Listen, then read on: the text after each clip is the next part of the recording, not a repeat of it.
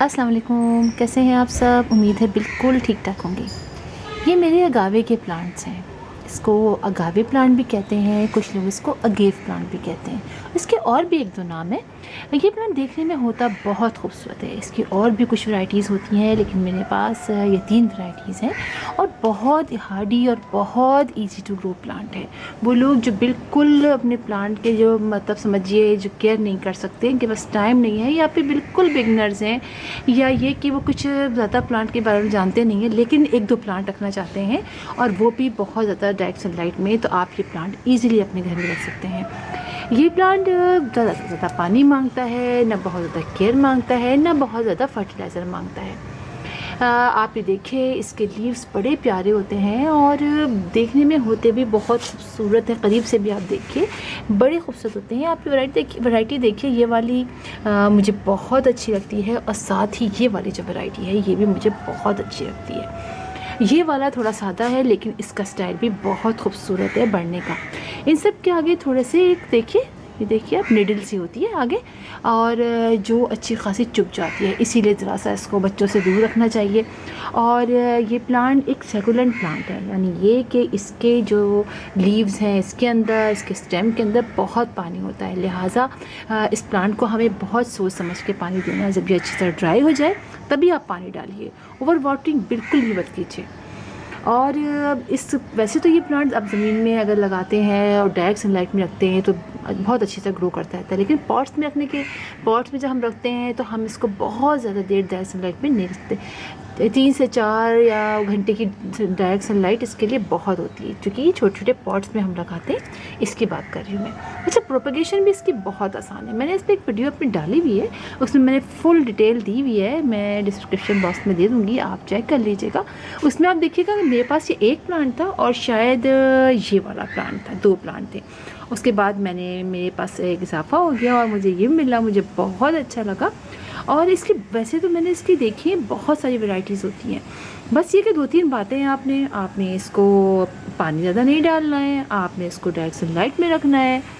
और हाँ, पॉट के बारे में बात करूँ, वैसे तो छोटे पॉट में भी लग जाता है, लेकिन जब बड़ा पॉट लेते हैं साइज़ के लिहाज से पॉट लीजिए। अब ऐसे ये वाला है, आप तो छोटा पॉट सही है, लेकिन जब ये बहुत बड़ा हो जाएगा, इसलिए ये बहुत बड़ा हो जाता है, तो फिर आपने इसके लिए बड़ा पॉट लेना पड़ता है। अच्छा, मैं आपको एक बहुत मज़े की बात बताऊं कि जैसे मैं कहती हूँ कि मुझे फ़ौरन दिल चाहता है, हम सभी को दिल चाहता है कि हम प्लांट लाएं और फ़ौरन मल्टीप्लाई करें और 1 से 2 करें। तो ये प्लांट अपने आप को बहुत तेज़ी से मल्टीप्लाई करता है। आप ये देखिए इनके बेबीज़, अगर वो जो मेरा वीडियो देखेंगे आप उसमें देखिएगा कि मेरे इसमें कुछ साइड में कुछ बेबीज़ निकले हुए हैं। ये जो बेबीज़ हैं ना, ये वाले और ये वाले, ये दोनों बेबीज़ जो हैं ये इस बड़े प्लांट के हैं। ये बहुत ही से अपने आप को मल्टीप्लाई किया और अब देखिए आप, फिर इसके नीचे एक बेबी निकला हुआ है। ये आप देखिए, दिखाती हूँ आपको यहाँ से, ये देखिए, ये देखें आप, ये एक और बेबी इसका निकल आया है। तो बहुत तेज़ी से मल्टीप्लाई होता है। आप इसको ये कर सकते हैं कि आप इसको छोटे पॉट में छोटे छोटे बेबीज से लगा के आप किसी को गिफ्ट कर दीजिए, तो वो भी बहुत खुश होगा। और बता दीजिए कि बहुत पानी नहीं डालना है, बस इसको इस तरह रखना है और बाद में वो अपना ग्रो करता रहेगा, थोड़े से बड़े पॉट में करता रहेगा, तो उसको भी ज़रा मज़ा आएगा। तो आप ये देखिए कि ये वाला कितने सारे, आप देखिए कितनी तेज़ी से मैंने एक ही पॉट में लगा दिया और माशाल्लाह से ये कितनी तेज़ी से बड़े हो रहे हैं। और ये वाला देखिए आप, ये वाला ये भी इसी के हैं और ये भी बहुत तेज़ी से ग्रो हो रहे हैं। थोड़ा सा फ़र्क मुझे कभी लगता है, लेकिन ये है इसी का। और ये वाला जो आप देख रहे हैं ना, ये वाला इसका है, ये वाला इसका है और ये मुझे बहुत ज़्यादा अच्छा लगता है। तो इसका भी देखिए बेबी हो गया, तो फिर मुझे हुआ कि इसका भी बेबी निकलना चाहिए। और अब मैंने देखा कि इसका भी एक छोटा सा बेबी, आप ये देखिए, ये निकला हुआ है, देखा आपने। तो इस तरह अपने आपको मल्टीप्लाई भी बहुत करता है, तेज़ी से करता है, देखने में भी बहुत खूबसूरत लगता है। आप कोई पेस्ट वगैरह का टैग भी इसके ऊपर नहीं होता है। आप साल में 2 से 3 दफ़ा इसको थोड़े से गोबर की खाद इसके सॉइल में ऐड कर दीजिए, बस ये इसके लिए बहुत रहता है। हाँ, बस इसके जो नोक है ना, इसका ख्याल रखिएगा, अभी मेरे हाथ में इतनी ज़ोर से लगी है, लेकिन चलिए कोई बात नहीं है, जब प्लांट लगाते हैं ना तो ये सब तो होता ही है।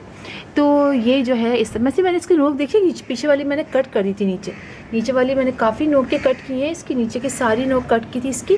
लेकिन अभी जो नए मज़ीद निकल रहे हैं, इनकी नोक देखिए काफ़ी बड़ी बड़ी है। खैर, मैं आप इसको ऊपर रख के आऊँगी छत पर, ऐसी जगह पर जहाँ पर सिर्फ 3 से 4 घंटे की डायरेक्ट सनलाइट इनको मिले। तो मैं आपसे बात करी थी कि इसको आप जो है वो 3 से साल में 2-3 दफ़ा फर्टिलाइज़र दे दीजिए। हाँ, सॉइल अच्छी बनाइएगा, जब भी आप इसको नर्सरी से लाएँ तो फिर आप इसको ला के अच्छी वेल ड्रेन्ड सॉइल में एक दफ़ा बनाइए, अच्छी सैंड ले लीजिए और आप जो आप गार्डन की सॉइल आप यूज़ करते हैं वो ले लीजिए, या सिर्फ नर्सरी सॉइल ले लीजिए और इसके अंदर आप डाल लीजिए वो डाल लीजिए गोबर की खाद या वर्मी कंपोस्ट। बस इसको ज़्यादा फर्टिलाइज़र की ज़रूरत भी नहीं होती है, क्योंकि सहरा का प्लांट है ना, तो बस इसको ऐसे ही ग्रो करता रहता है। बस आप इसको पानी हल्का हल्का सा डाल दिया कीजिए, ज़्यादा डालने की ज़रूरत भी नहीं है। और बस मुझे बहुत दिनों से हुआ था, मैं आपको दिखाऊँ, वैसे मैं मल्टीप्लाई करूँगी ना फिर आपको दिखाऊँगी। ये जो बेबीज़ निकल रहे हैं ना, इनको मल्टीप्लाई करूँगी और ये सारे जो है ना मैं छोटे छोटे पॉट्स में लगा दूँगी। ये तो काफ़ी माशाल्लाह तेज़ी से बड़े हो गए। जो छोटे छोटे वाले हैं ना, इनको छोटे पॉट्स में लगा के मैं कहीं रखूँगी विंडो के ऊपर। इसी के नीचे रखना ज़रा ख़तरनाक होता है इनकी नोकों की वजह से। तो फिर इंशाल्लाह आप लोगों से मुलाकात होगी किसी और वीडियो में, किसी और टॉपिक के साथ। तब तक के लिए अल्लाह हाफ़िज़।